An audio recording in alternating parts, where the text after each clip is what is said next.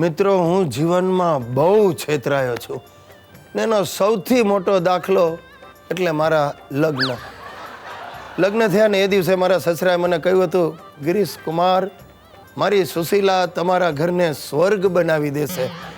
અને વાત સાચી નીકળી. સુશીલા ઘરને સ્વર્ગ બનાવશે અને મને સ્વર્ગવાસી બનાવશે. અરે રોજ કાંઈક ને કાંઈક નવા ઉધામાં કરતી હોય. હમણાં 2 દિવસથી મને જે હેરાન કરે છે, રાત પડે ને જરા મારી આંખ મીચાય એટલે કાન પાસે ઉધરસ ખાય. અને હું પાછા પડકા બદલું, પાછી થોડી મારું મગજ ગયું. મેં કહ્યું, સુશીલા જરા સાવચેત થજો. આ જેમ જેમ બૈરાઓની ઉંમર વધતી જાય ને એમાં ઉધરસ વધતી જાય. બસ બીજા દિવસથી ખાસવાનું બંધ. અરે મારા વાલા દીકરા ગિરીશ, જય શ્રી કૃષ્ણ બેટા. 1 મિનિટ, તમે જ મારા બાપુજી છો ને? તો નાલાયક, બીજો કોઈ તારો બાપ છે? અરે એમ નહીં, આટલા પ્રેમથી વાલથી પહેલી વાર મારી સાથે વાત કરી એટલે જરા ચોખવટ કરી એમ. અરે અમે તો હંમેશા તારી હારે વાલ જ કરતા હોઈએ છીએ. તું જ બટકા ભરે છે. જો હવે ઘરમાં શાંતિ રાખો. આજે તારી માની પુણ્યતિથિ છે. અરે બાપ રે, આ ભૂલાઈ જ ગયો. આજે બાની પુણ્યતિથિ છે.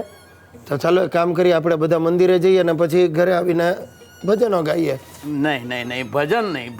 ભજન ગાઈને આપણે તારી માના આત્માને દુઃખ નથી પહોંચાડવું. આ શું બોલો બાપુજી, ભજનથી દુઃખ શેનું થાય?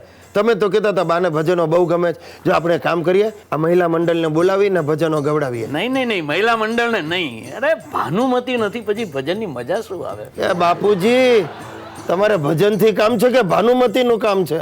જો તું ઘડી મારા પર આવી રીતે શંકાઓ નહીં કર. અરે શંકા ન કરે, તમારા પરાક્રમો જેવા છે. ચાલ જવા દે બધી વાત. બધાને કહે કે જલ્દી તૈયાર થઈ જાય. તારી માની પુણ્યતિથિ છે, આપણે સેલિબ્રેશન કરીએ. અરે ભાઈ, શું ભરડો તમે!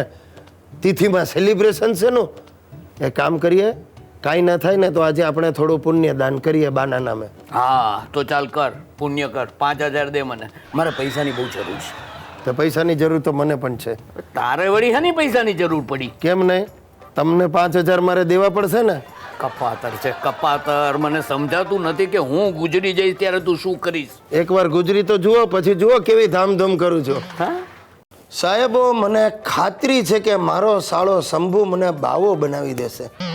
લગ્ન પછી મારી બૈરી સુશીલાએ મને ખંખેરી નાખ્યો અને હવે આ મારો સાળો શંભુ રહી સહી બચતનું ઠેકાણું પાડી દેશે.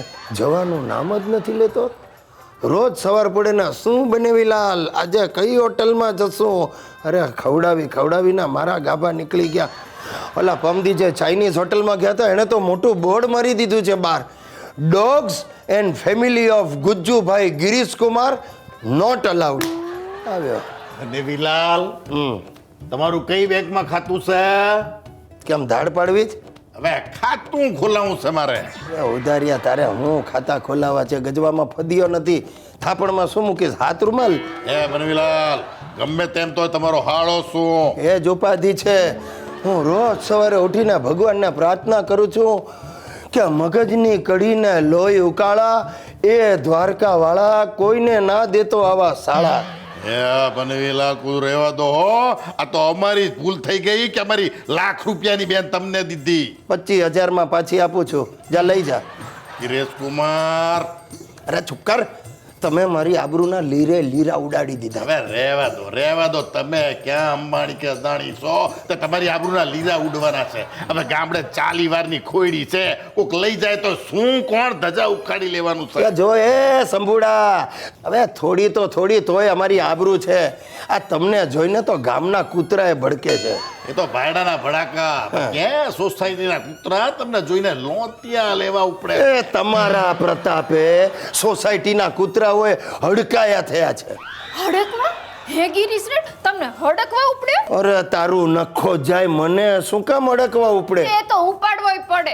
આ સંબંધમાં everybody for love in war. મને ગાંડો કરી નાખશે.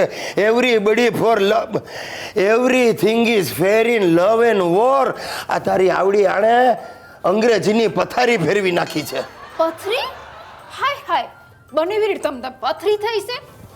એ મારી માં છે ને મસ્ત મજાનો કાઢો બનાવે છે. એ 15 દાડા હળંગ લેશો ને સાપ.